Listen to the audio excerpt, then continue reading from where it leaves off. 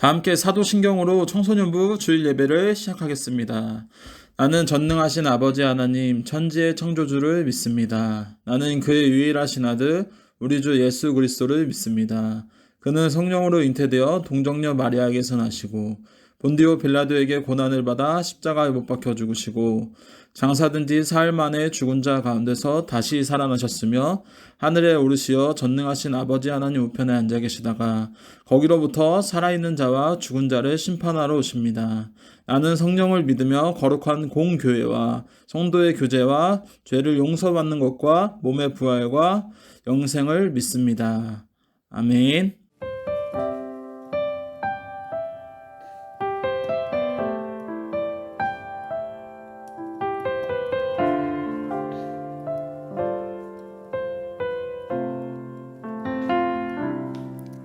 내 입술의 말과 나의 마음의 묵상이 주께 연락되길 원하네.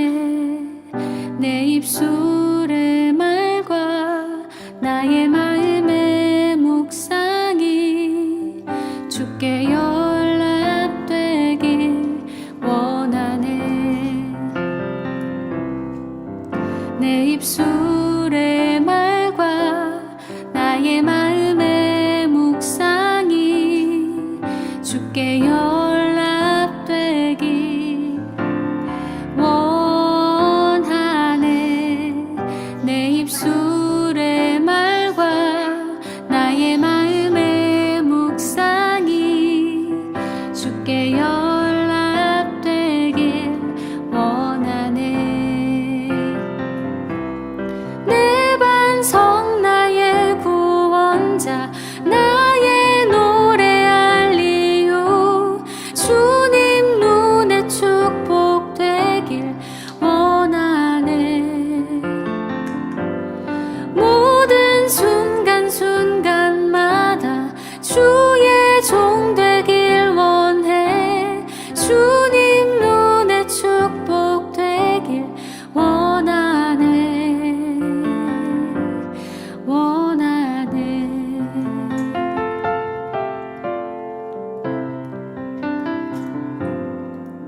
내 입술의 말과 나의 마음의 묵상이 주께 연락되길 원하네. 내 입술의 말과 나의 마음의 묵상이 주께 연락되길 원하네. 내 반석 나의 구원자 나의 노래할 이유 주님 눈에 축복되길 원하네. 모든 순간순간마다 주의 종 되길 원해. 주님 눈에 축복되길 원하네. 내 반석 나의 구원자 나의 노래할 이유 주님 눈에 축복되길 원하네. 모든 순간순간마다 주의 종 되길 원해. 주님 눈에 축복되길 원하네. 원하네.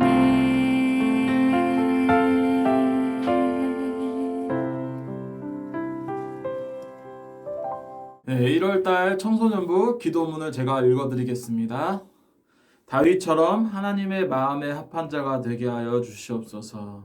이 시대에 하나님이 귀하게 찾으시는 귀한 청소년부가 될 수 있게 하여 주시옵시고 다윗처럼 예배를 생명처럼 소중하게 생각하며 정직한 자가 되게 하여 주시고 나의 생각이 아닌 주님의 뜻을 이루는 주님의 자녀가 되게 하여 주시옵소서. 이런 이 기도문과 같이 우리 청소년부가 이 1월달의 기도문을 통하여서 하나님 앞에 주님께로 나아가는 우리 청소년부 여러분이 되기를 간절히 소망합니다. 오늘 하나님께서 주신 말씀은 데살로니가 전서 2장 11절부터 13절까지의 말씀입니다. 제가 봉독하여 읽겠습니다. 너희도 아는 바와 같이 우리가 너희 각 사람에게 아버지가 자기 자녀에게 하듯 권면하고 위로하고 경계하노니 이는 너희를 부르사 자기 나라와 영광에 이르게 하시는 하나님께 합당하게 행하게 하려 함이라. 이러므로 우리가 하나님께 끊임없이 감사함은 너희가 우리에게 들은 바 하나님의 말씀을 받을 때 사람의 말로 받지 아니하고 하나님의 말씀으로 받음이니 진실로 그러하도다. 이 말씀이 또한 너희 믿는 자 가운데서 역사하시느니라. 아멘. 이 시간 저희가 함께 불러볼 찬양은 주 말씀이라는 찬양입니다. 이 시간 저희가 주님의 말씀은 나의 등불 나의 길의 빛이라 라는 말씀의 고백과도 같은 찬양이 흘러넘치는 우리 청소년부가 되기를 간절히 소망합니다. 주님의 말씀은 나의 등불 나의 길의 빛이라. 주님의 말씀은 나의 등불 나의 길의 빛이라. 주님의 말씀은 나의 등불 나의 길의 빛이라. 주님의 말씀은 나의 등불 나의 길의 빛이라. 할렐루야. 아멘. 청소년부 온라인 예배를 함께 하시는 여러분을 환영하고 축복합니다. 2022년을 들어서 청소년부 졸업한 학생들도 있을 것이고 청소년부 올라온 친구들도 있을 것입니다. 여러분 모두를 환영하고 축복합니다. 저희가 이번 2022년 1월 한 달의 말씀은요, 손으로 묵상의 말씀은 데살로니가 전서의 말씀을 가지고 함께 나누고 묵상하고 말씀 가운데 함께 예배하기를 간절히 소망합니다. 오늘 함께 나누고자 하는 말씀에서 나오는 바울이라는 자는 굉장히 자랑거리가 많은 사람이었습니다. 학벌이면 학벌, 가문이면 가문, 뭐 하나 빠질 게 없는 자였습니다. 그리고 남들이 원하는 로마 시민권을 태어났을 때부터 가지고 태어난 사람이 바로 이 바울이었다라는 것입니다. 바울의 혈통은요, 이스라엘 초대 왕이었던 사울의 혈통을 이어받은 베냐민 지파의 혈족이었습니다. 혈통이었고요. 이러한 모든 자랑거리가 있었음에도 불구하고 이 모든 것은 그의 자랑거리가 되지 못하고 도리어 분토와 같다라고 바울은 말하고 있는 것입니다. 오늘 본문에서는요, 바울이 자신의 자랑거리가 무엇인지를 분명하게 고백하고 있습니다. 그러나 저희가 함께 읽진 않았지만 19절과 20절의 말씀에 이렇게 고백하고 있습니다. 다 같이 각자의 자리에서 한번 읽어보겠습니다. 우리의 소망이나 기쁨이나 자랑의 면류관이 무엇이냐? 그가 강림하실 때 우리 주 예수 앞에 너희가 아니냐? 너희는 우리의 영광이요 기쁨이니라. 아멘. 기쁨이라고 하고 있습니다. 바울은요, 데살로니가 교인들이 자신의 소망이요 기쁨이요 자랑이었다라는 것입니다. 바울의 삶의 이유는요, 바로 이 데살로니가 교인이었습니다. 자신의 기쁨과 소망이요 자랑이었다라는 것을 바울은 고백하고 있는 것입니다. 바울은 그가 고난을 당하고 있었음에도 불구하고, 그가 환난을 겪었음에도 불구하고, 그가 열심히 복음을 전하고 나아갈 수 있었던 이유는요, 다른 것이 아니었습니다. 자신의 말씀, 하나님의 말씀을 대변하여 바울의 전하는 이 복음의 말씀을 듣고 성도들이 올바른 방향으로 하나님께로 나아가는 모습들을 보고 바울은 기쁨으로, 자랑과 기쁨으로 나아갔다라는 것입니다. 자신이 전한 복음으로 인하여서 생명을 가지고 기쁨과 수고로 나아가는 이 성도들의 모습을 보면서요, 바울은 나아갔다라는 것입니다. 예수님 앞에 서는 그날을 소망하며 살아갔다라는 것입니다. 바울의 소망과 기쁨과 자랑에 대해서 말하면서 그것을 면류관과 같다라고 고백하고 있습니다. 그리고 면류관이 데살로니가 교인들을 말하고 있고요. 자신의 소망도 자신의 기쁨도 자신의 자랑도 나아가 자신의 영광이 모두 데살로니가 교인이라는 것을 분명히 말하고 고백하고 있습니다. 이와 같이 바울의 마음은요, 자신의 수고와 자랑과 기쁨은요, 데살로니가 교인들에게 있다라고 고백하고 있습니다. 사랑하는 청소년부 여러분, 여러분들의 기쁨과 자랑, 수고 어떤 것에 있나요? 우리에게는 우리의 슬픔과 우리의 기쁨과 자랑은 어디에 있나요? 한번 이렇게 자신에게 되돌아보는 시간을 가지기를 소망합니다. 오늘 바울은요, 이 본문을 통하여서 영혼들이 자신의 소망이며 기쁨이며 자랑이고 영광이라고 말하고 있습니다. 우리 청소년부도 그러한 우리 청소년부가 되기를 소망합니다. 우리의 기쁨이, 우리의 자랑이, 우리의 수고가 모두 하나님이기를 간절히 소망합니다. 우리의 자랑이 영원이어야 되고 우리의 소망이 영원이어야 하며 우리의 기쁨도 영원이어야 합니다. 영혼들이 우리의 면류관이어야 된다는 것을 고백하고 있는 것입니다.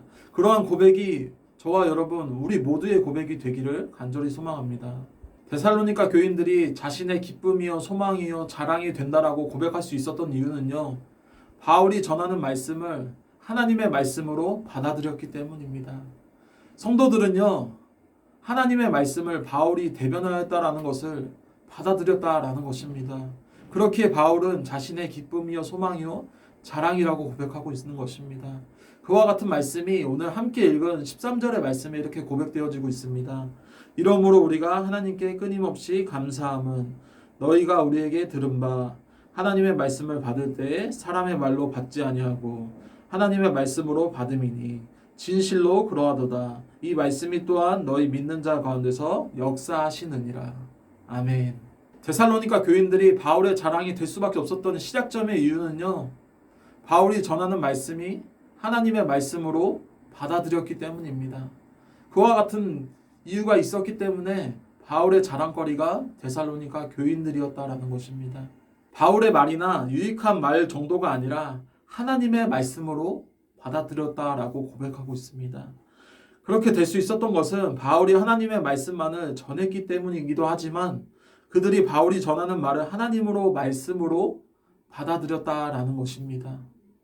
바울이 전하는 말씀을 바울이 말하는 것이 아니라 하나님이 전하는 말씀으로 본인들이 받아들였다라는 것이죠. 여기서 받아들였다라는 말은요, 객관적으로 받아들였다라는 말이 아닙니다. 여기서 헬라어로 에덱사스다라는 말로 주관적으로 받아들였다라는 것을 의미하고 있습니다. 그들은 하나님의 말씀을 기쁨으로 열렬히 받아들였다라는 것이죠.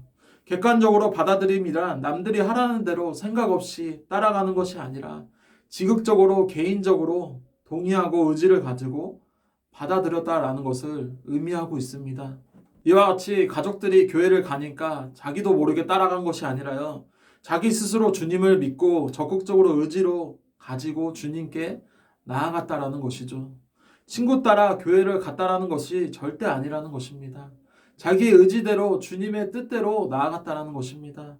자신이 부르신 주님의 음성으로 개인적으로 반응하며 나아갔다라는 것이죠. 이것이 바울의 주관적인 받아들임입니다. 그렇습니다. 복음은요, 하나님으로부터 온 것으로 우리들이 진지하고도 자발적으로 받아들였을 때 하나님께서 그 복음으로 말미암아 그들에게 구원과 거룩한 삶을 살도록 허락하여 주신 것입니다.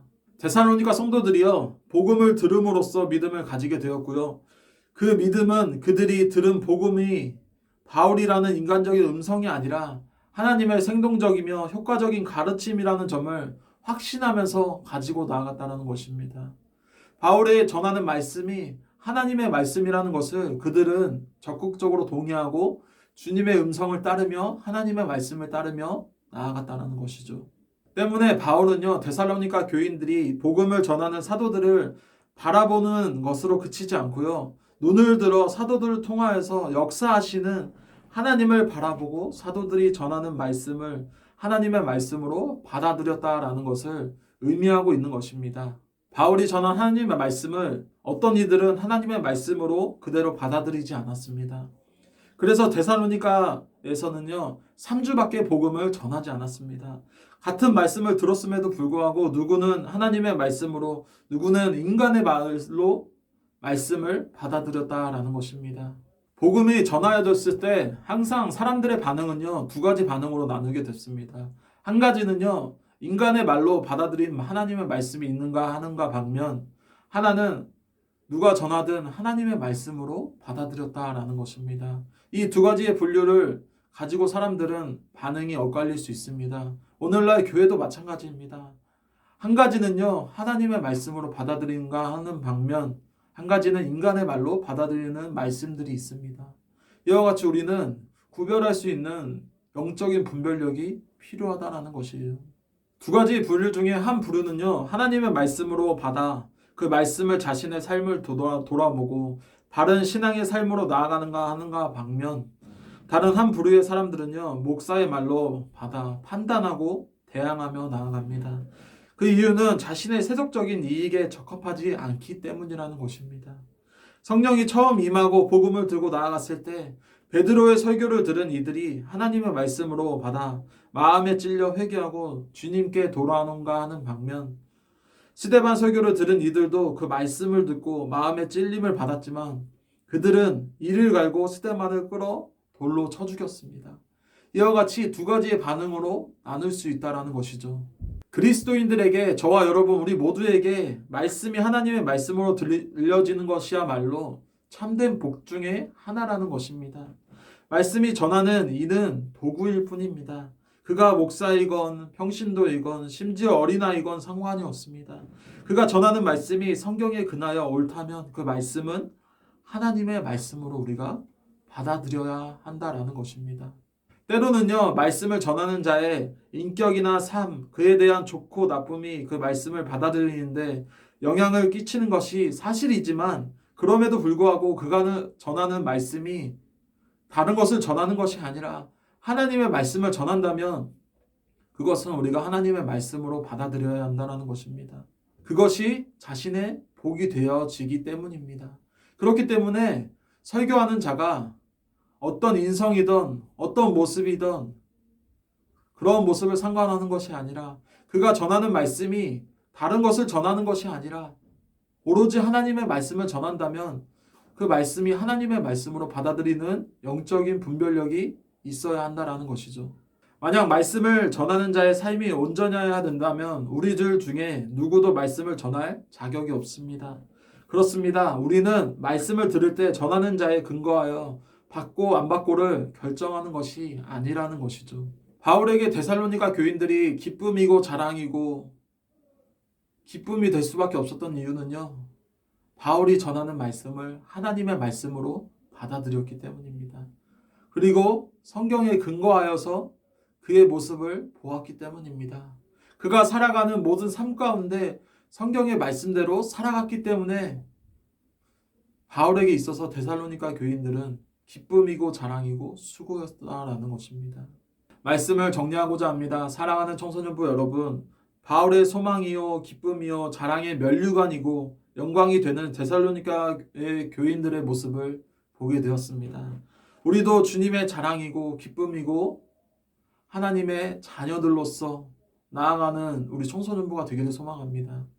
우리가 힘든 상황일지라도 오직 주님 한 분만을 믿고 의지하며 나아가는 귀한 믿음의 우리 청소년부가 될 수 있기를 소망합니다. 그렇게 우리가 살아가기 위해서는요, 우리도 그에 합당한 그리스도인의 모습으로 살아가야 한다는 것입니다. 그것은 말씀을 받을 때 하나님의 말씀으로 받는 겸손이 있어야 하고요, 그 말씀에 근거하여 기꺼이 어떤 손해나 박해도 견디어내며 말씀대로 사는 자가 되어야 된다는 것입니다. 우리가 때로는 말씀대로 살아가기란 정말 어렵습니다. 우리가 그리스도인으로 살아가기란 정말 쉽지 않은 상황 가운데, 우리가 코로나 상황 가운데 우리가 살아가고 있습니다. 그런다 할지라도 우리가 그리스도인으로서 해야 될 것, 하지 말아야 될 것, 그것을 지키며 믿음 가운데 순종하며 나아가는 저와 여러분 우리 모두가 되기를 간절히 소망합니다. 나아가 저희가 주님 앞에 섰을 때요, 우리 자신만 구원받는 존재로 서는 것이 아니라 바울이 그리스도 앞에 데살로니가 교인들을 내어놓듯이 우리도 주님 앞에 우리를 통해 복음을 받아들이고 믿음을 지킨 성도들을 내어놓는 복을 누리며 살아가는 우리 청소년부 여러분들이 되었으면 좋겠습니다. 2022년 한 해를 살아갈 때 우리가 항상 다짐하고 끊임없이 회개하며 나아가지만 그럼에도 불구하고 다짐하며 기도하며 나아가시기를 바랍니다. 회개할지라도 고백하며 나아가는 여러분들이 되었으면 좋겠습니다. 바울의 관심은요, 오로지 하나님의 말씀밖에 없었습니다. 바울의 입술에서는요, 하나님을 전하는 말씀밖에 없었다라는 것입니다.